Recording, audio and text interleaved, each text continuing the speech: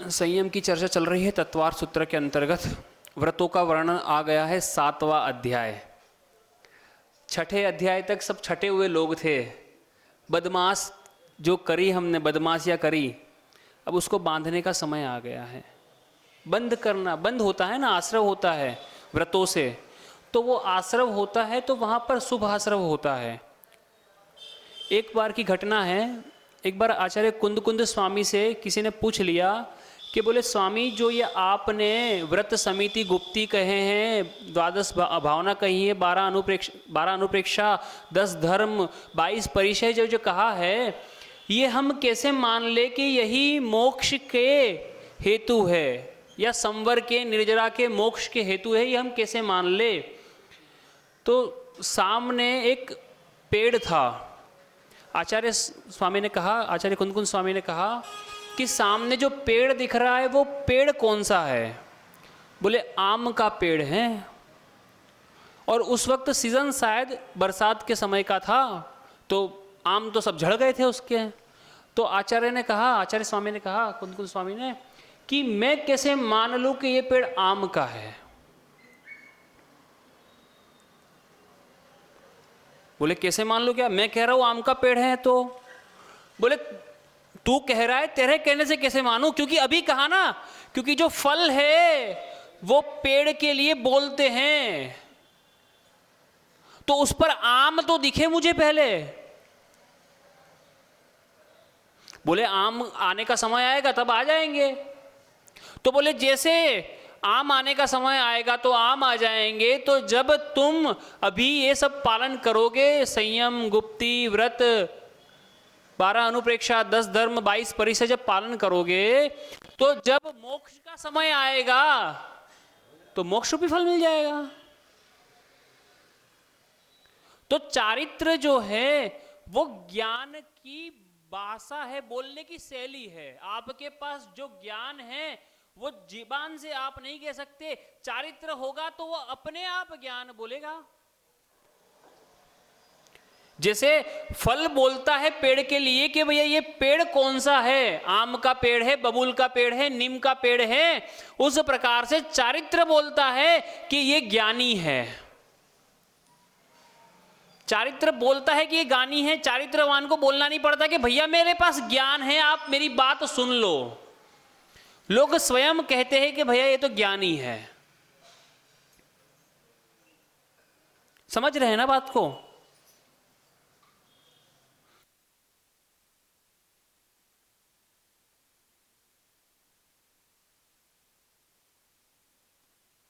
एक व्यक्ति ने बहुत बड़े अमाउंट का लोन ले रखा है, बहुत बड़े अमाउंट का, जिसका कैलकुलेशन मुझे भी करना पड़ा रात में बैठकर। उसकी सालाना किस्त है 3,11,04,000। 3,11,04,000 की उसकी सालाना किस्त है। मासिक में आऊं मैं तो 25,92,000 हर महीने मासिक किस्त उसकी। और अगर दैनिक आऊं तो 86,400 रुपए। और इसकी पेनल्टी कितनी है कि अगर एक महीना चुका तो सीधा 23 गुना। एक महीना नहीं, एक दिन चुका, एक दिन के 86,400 बताए ना।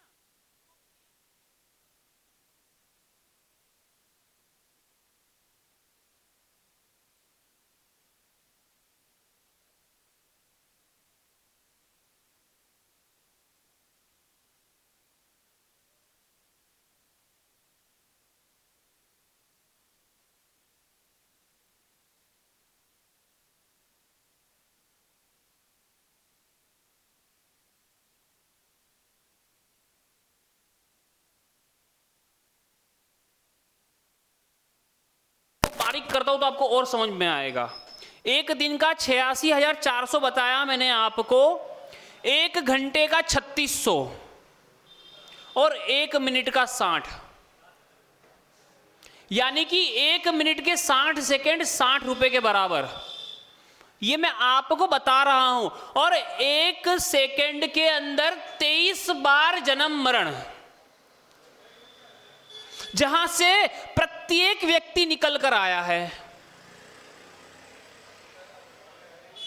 जहां से प्रत्येक व्यक्ति निकल कर आया है, जो अपने जीवन में इतना प्रत्येक सेकंड का कर्जा लेकर आया है आगम के अनुसार। क्यों? निगोद में एक सांस में 18 बार, यानी कि 1 सेकंड में 23 बार मरण, जन्म मरण। एक स्वस्थ मनुष्य के एक सांस के 23वें भाग के बराबर जीवन नहीं था। वहां से आप सब उत्पन्न होकर आए पांचों इंद्रिय की पूर्ति के साथ में, संगी मन के साथ में। 120 वर्ष की आयु उत्कृष्टता से कही गई, पंचम काल के अंदर 20 वर्ष की आयु जघन्यता से कही गई। और वर्धमान स्वामी को मोक्ष गए 2550 वर्ष हुए, उस अपेक्षा से मैं लगाता हूं कि अभी एवरेज आयु 108 वर्ष। तो आप अगर सालाना 3,11,04,000 रुपए की इंस्टॉलमेंट नहीं चुका रहे हैं, तो आप 108 वर्ष के हिसाब से लगा ले कितनी नहीं चुका रहे, और उसका 23 गुना पेनल्टी है। क्योंकि एक सांस में 23 बार, 1 सेकंड में 23 बार जन्म मरण की सजा है। अगर आपने एक समय भी, एक सांस भी व्यर्थ कर दी, 1 सेकंड भी व्यर्थ कर दी तो अपनी, और ये मेरे साथ तो है, आपके साथ मुझे पता नहीं, क्योंकि चर्चा चारित्र की कर रहे हैं और आप लोग केवल चर्चा ही करते हैं, चर्या में नहीं लाते उसको। और जो तत्वार्थ सूत्र था वो चर्चा का विषय नहीं था, चर्या का विषय था। लेकिन तत्वार्थ सूत्र चर्चा कर ली, 24 ठाणा चर्चा कर ली, समय सार चर्चा कर ली, लेकिन समय सार चर्या नहीं करी, 24 ठाणा चर्या नहीं करी, तत्वार्थ सूत्र चर्या नहीं करी, मूलाचार चर्या नहीं करी, श्रावकाचार चर्या नहीं करी, चर्चा ही करी। और चर्चा करके मैंने प्रति वर्ष कितना कर्जा बढ़ाया? 23 गुना पेनल्टी के साथ में 71,53,92,000 का कर्जा प्रति वर्ष बढ़ाया आज तक। निश्चित मानिए, चरित्र ग्रहण नहीं किया। मैं अपने आप को खुश नसीब समझता हूं कि 1 वर्ष पहले मैंने महाव्रत ग्रहण कर ली गुरुजी की कृपा से, तो मेरा 1 वर्ष का कर्जा तो इतना टल गया।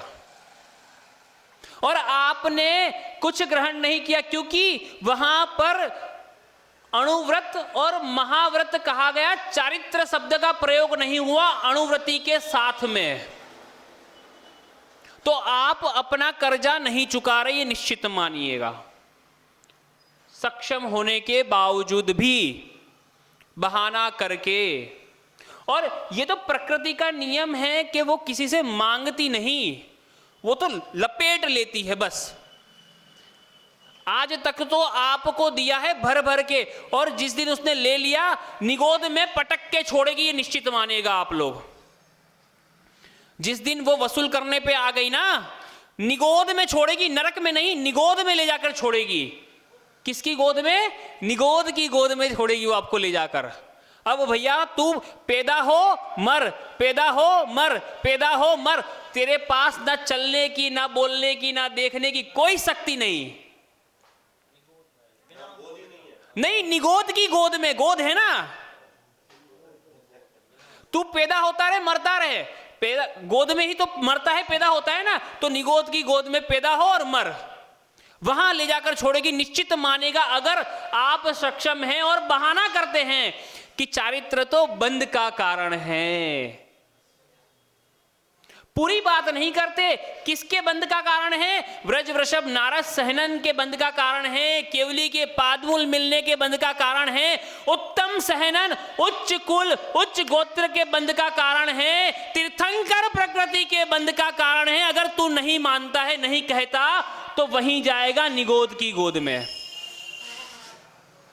और महिलाओं के लिए स्त्री पर्याय का छेदन करके पुरुष पर्याय प्राप्त करने का छायिक सम्यक दर्शन की क्षमता समता प्राप्त करने का बंध का कारण है। अगर तू पूरी बात नहीं करेगा तो वहीं जाएगा निगोद की गोद में, क्योंकि प्रतिवर्ष तेरे को 71,53,92,000 की पेनल्टी प्रतिवर्ष तुझे होती रहेगी। 23 गुना पेनल्टी। ये सेकंड का हिसाब है आपके प्रतिवर्ष का। एक वर्ष में 3,11,04,000 सेकंड होते हैं,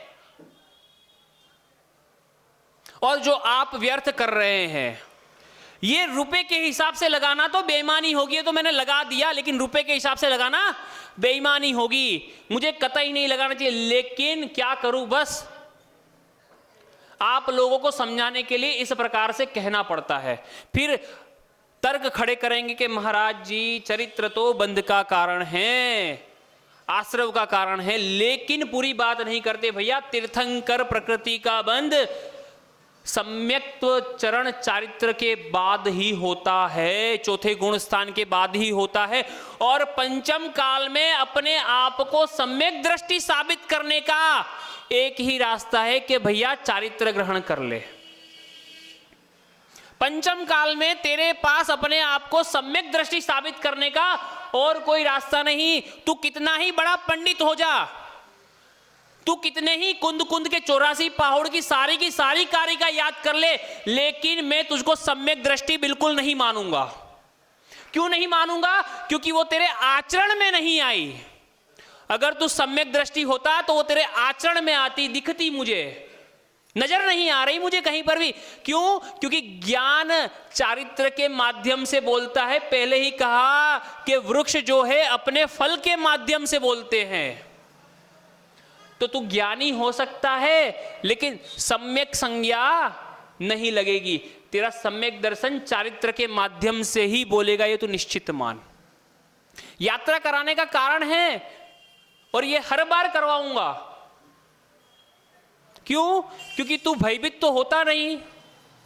आप सब इतने क्या बोलते हैं उसको, नासुर हो गए हैं कि आपको निगोद से, नरक से डर नहीं लगता। अगर डर लगता तो कांप गए होते। क्योंकि कितने सालों से सुनते आ रहे, जिसकी जितनी उम्र है उतने सालों से सुनते आ रहे कि भैया ये स्थिति है निगोद की, नरक की। पर आप सब इतने बहादुर हैं, अरे जो होगा देखा जाएगा। धर्म मार्ग में कह दे कि जो होगा सो देखा जाएगा, तो वो मोक्ष की प्राप्ति करेगा। और संसार मार्ग में रहते हुए जो कह दे चारित्र तो ग्रहण नहीं करूंगा, जो होगा देखा जाएगा, तो वो निगोद की प्राप्ति करेगा। निश्चित मानिए आप लोग, निश्चित मानिए आप लोग, जो होगा देखा जाएगा। और हम कहते हैं जो होगा देखा जाएगा, तो निश्चित मानिए कि हम लोग कुछ भाव में मोक्ष पहुंच जाएंगे। और आप कहेंगे जो होगा देखा जाएगा, तो निश्चित मानिए कि आपने अपना निगोद जाने का रास्ता तय कर लिया है। क्यों? क्योंकि मन में भय नहीं है, मोक्ष के जाने के लिए संसार के प्रति भय नहीं है। और हमको संसार के प्रति भय है कि भैया मोक्ष मार्ग में जो हो जाए, हम अपने मार्ग से नहीं डिगेंगे। तो निश्चित हमें संसार से भय, और आपको संसार से भय नहीं है, तो आप उस तरफ अपनी वृद्धि कीजिए, कोई बाधा नहीं।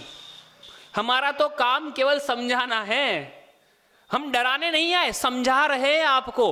अगर आप डर जाए, संसार से भयभीत हो जाए, तो वो आपके लिए अच्छा है। क्योंकि हम भयभीत हुए तो हम यहां पर है, गुरुजी 20 वर्ष पहले भयभीत हुए तो यहां पर है, आचार्य श्री 55-56 वर्ष पहले भयभीत हुए तो वहां पर है, आदिनाथ भगवान एक कोड़ा कोड़ी पहले भयभीत हुए तो सिद्धालय में बैठे हैं, वर्धमान स्वामी 2600-2700 वर्ष पहले भयभीत हुए तो सिद्धालय में बैठे हैं, संसार से भयभीत हुए। और आप सब मोक्ष से भयभीत हो रहे, चारित्र से भयभीत हो रहे, तो आप निगोद की गोद में जाकर बैठेंगे, निश्चित मानिए। ठीक है ना? बोले देवादिदेव श्री आदिनाथ भगवान की, द्वादशांग जिनवाणी माता की।